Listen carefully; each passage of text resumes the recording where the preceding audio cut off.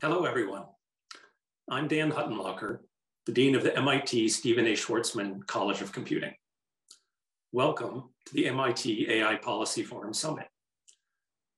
I'm very excited to tell you a bit more about the lineup for today's event. MIT AI Policy Forum is an initiative focused on cultivating global, science-based discussions on artificial intelligence policy, aiming to be a thought partner, sounding board, and matchmaker for policymakers and others on AI policy. Today, we're convening thought leaders from government, business, and academia who will engage over the course of the day's proceedings on specific policy topics related to artificial intelligence. We have a tremendous lineup of experts from all around the world who will address some of the most current and pressing questions in AI policy.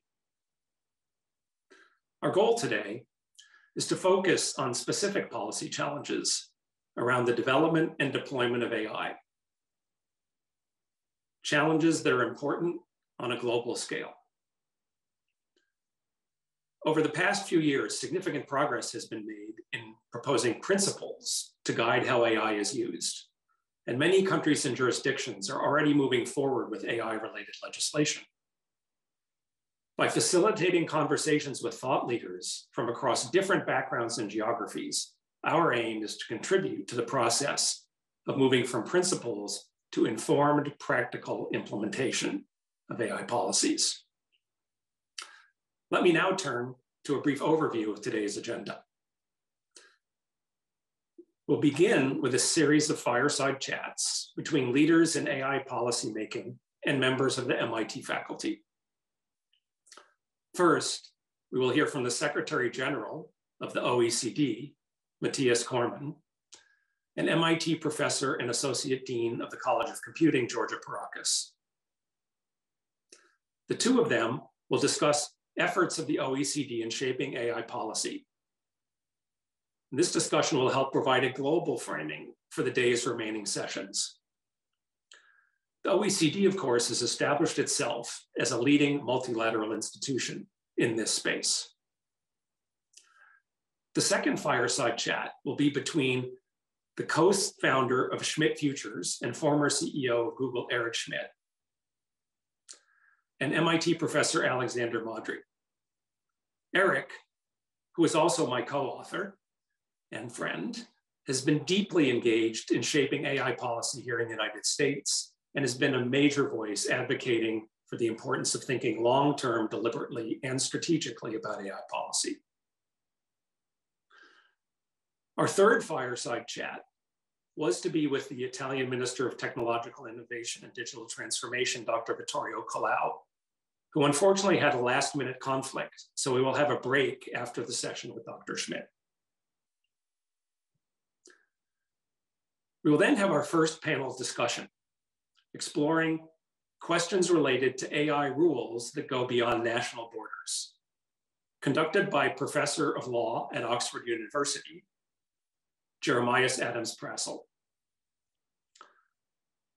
We know that AI laws are multiplying around the world, including in the United States, Europe, and China. However, given the global nature of AI, there could be many potential benefits in fostering multinational regulatory and legal frameworks. For example, for the resolution of jurisdictional conflicts and for the harmonization of technical standards and common rules around technologies that themselves don't naturally know any borders. Questions arise here, such as what's the space for potential international agreements on AI, treaties? How should we go about building consensus in different regions of the world and across regions of the world? These are some of the issues to be investigated by our panelists in this session. After the first panel, we'll return with a fireside conversation between the chair of the US Securities and Exchange Commission and former MIT faculty member Gary Gensler and myself. As AI is poised to transform just about every aspect of our lives, we need to confront important questions around how we should think about the trustworthiness of AI deployment in finance and beyond. For instance, how can and should necessary technology developments interface with and be complemented by policy solutions? I look forward to addressing these and other important questions in my conversation with Gary. Next in the program will be a conversation between Steve Schwarzman, the chairman, CEO, and co-founder of Blackstone, and MIT President Raphael Reif. Steve and Raphael's vision and leadership led to the creation of the MIT Schwarzman College of Computing.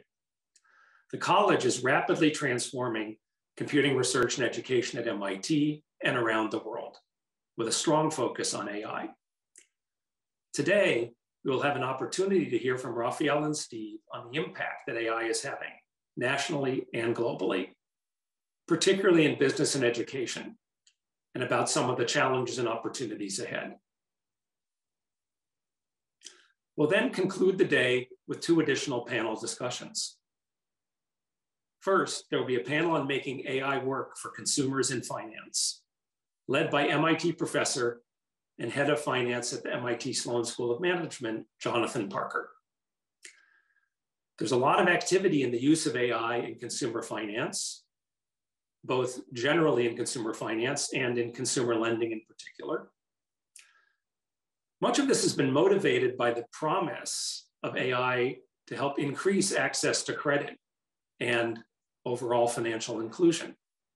But there are key questions, including how can we ensure that such AI deployment is truly beneficial for consumers and does not actually inadvertently exacerbate discrimination? In particular, how should policies address consumer lending decisions that are either made by or suggested by artificial intelligence? Our closing panel will be on the often controversial issue of social media policy and on the integral role that AI plays in social media today. This panel will be led by MIT professor Aso Asdaglar, head of the MIT Department of Electrical Engineering and Computer Science, and the deputy dean of the College of Computing. There's a growing view that social media not only has a major impact on our lives and society, but also constitutes a domain that needs careful change and regulation. Questions here include, how do we approach such reform? How can we navigate the complex interplay of rapidly changing technologies and the legal and policy aspects and different value systems around the world?